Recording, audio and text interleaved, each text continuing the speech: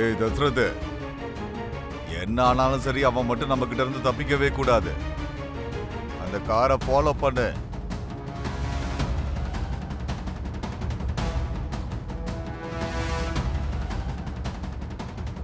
சீக்கிரமா போ.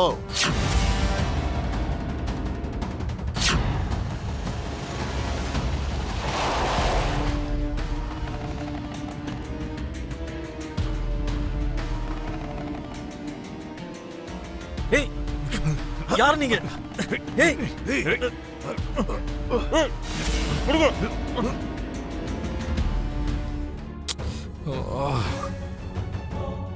விவேக், என்ன ஆச்சு? எதுக்கு நீ ரொம்ப டென்ஷனா இருக்க? அண்ணா ஆடிட்டர் பார்க்க போறேன்னு சொல்லி ரொம்ப நேரம் ஆச்சு அண்ணி. ஆனா அண்ணா இன்னும் அங்க போகல. ஆடிட்டர் கால் பண்ணாலும் போன் எடுக்கல, நான் கால் பண்ணாலும் போன் எடுக்கல. அண்ணனுக்கு என்ன ஆச்சுன்னு கொஞ்சம் கவலையா இருக்கு அண்ணி.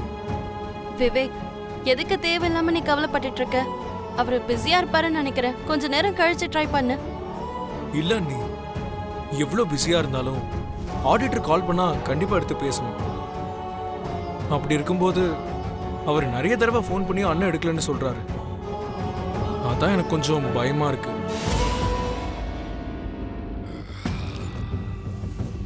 டேய் விவேக், என்னடா 10 ரூபாய் கொடுத்து வாங்கின லாட்டரி டிக்கெட்டுக்கு கோடி ரூபாய் வருமா வராதான்னு கவலைப்பட்டுக்கிட்டு இருக்கிற மாதிரி எதுக்குடா இவ்வளவு கவலைப்படுற? யாரு கால் பண்ணாலும் அண்ணா ஃபோன் எடுக்க மாட்டேங்கிறான். அண்ணனுக்கு என்ன ஆச்சுன்னு கொஞ்சம் டென்ஷனா இருக்கு. விவேக், மித்ரா ஏதாவது சின்ன பையனா இல்லனா மணிக்கணக்கா வெட்டியா உட்கார்ந்துட்டு இருக்கிறவனா? எவ்வளவு வேலை இருக்கும் அவனுக்கு. அந்த வேலையில அவன் பிஸியா இருந்திருப்பான். சரி சரி, இப்போ அத்தை வந்துருவாங்க, டைம் ஆயிடுச்சு.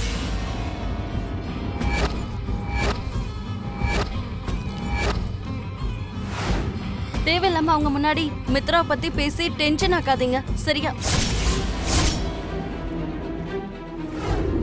யாரா நீங்களா? என்ன எங்க கூட்டிட்டு போறீங்க? கேக்குறேன்ல, உங்களுக்கு என்னதான் வேணும்? படம் பாக்குற பழக்கம் இல்லையா?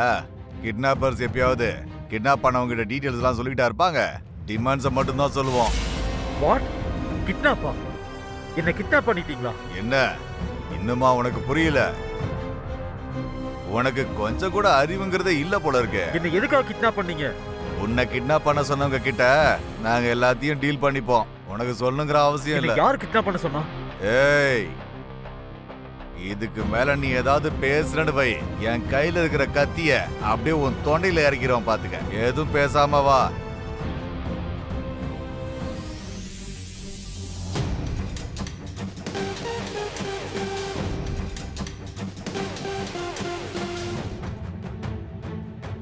இவ்வளோ கிளம்ஸியா இருக்குன்னா இது கண்டிப்பா பூர்ணா மார்க்கெட்டா தான் இருக்கணும்.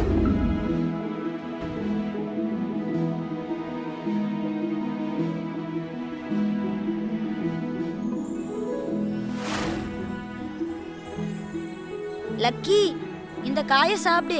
எங்க அம்மா இந்த காயை நல்லா செய்வாங்க. லக்கி, சாப்பிடாம என்ன யோசிச்சிட்டு இருக்க? என் மனசே சரியில்லை ப்ரோ. என்னாச்சு ப்ரோ? எனக்கு எங்க அப்பாவை பார்க்கணும் போல இருக்கு. என்ன இது? உங்க அப்பாவை பார்த்து பல மாசம் பல வருஷம் ஆன மாதிரி நீ பேசிட்டு இருக்க. காலையில தானே நீ வீட்ல பார்த்த. என்னமோ ப்ரோ, சடனா நான் எங்க அப்பாவை மிஸ் பண்றேன். அவர் என்னை விட்டு தூரமா போற மாதிரி திரும்ப நான் அவரை சந்திக்க முடியாதோன்னு தோணுது. என் மனசே பாரமா இருக்கு ப்ரோ. நீ தேவையில்லாத விஷயத்தெல்லாம் யோசிச்சுட்டு இருக்க. நீ லஞ்ச் பிரேக்க வேஸ்ட் பண்ணாத, முதல்ல சாப்பிடு. மித்ரா, பெரியமா, அது மித்ரா அண்ணன். எங்கடா?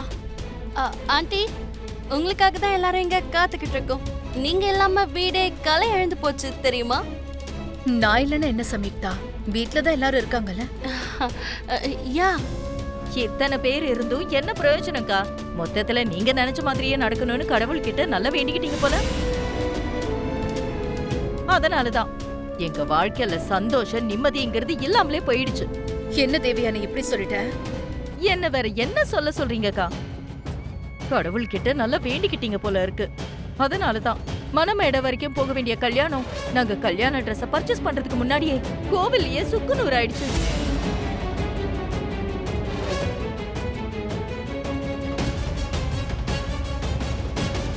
எங்க பாரு தேவியானி, நாங்க எப்பவுமே அவன் சந்தோஷமா இருக்கணும் தான் ஆசைப்படுவோம்.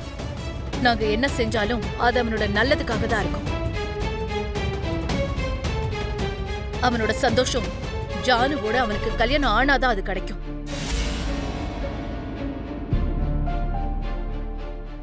நீ பண்ற இந்த கட்டாய கல்யாணத்துல கிடைக்காத.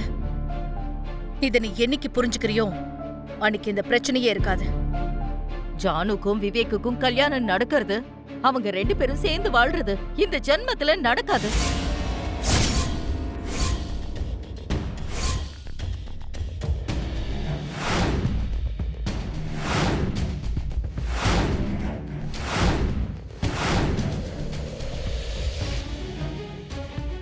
அது சரி, இப்ப ஜானுக்கும் கூட விவேக்க கல்யாணம் பண்ணிக்கணுங்கிற ஆசை இல்ல.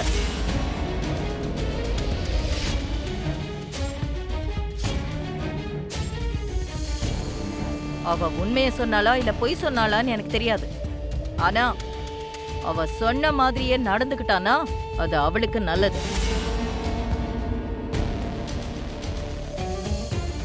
தேவயானி ஆண்டி, நம்ம ஆசைப்படும் போதெல்லாம் மழை பெய்யுமா இல்ல வெயில் அடிக்கும் போது வேண்டாம்னு சொன்னா போயிடுமா?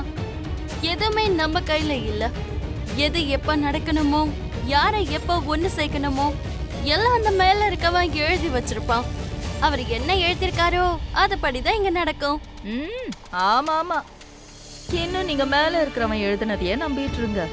அவர் எழுதுனது சரியில்லைங்கிறதுனால தான் இந்த வீட்டுக்கு மருமகளா வந்த லக்ஷ்மி நாய் மாதிரி அடிபட்டு செத்து இந்த குடும்பத்துக்கு தூரம் ஆயிட்டா.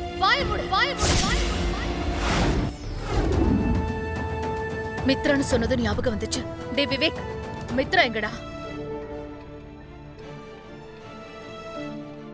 ஆடிட்டரை பார்க்கணும், ஏதோ ஒர்க் இருக்குன்னு சொன்னான் பெரியம்மா.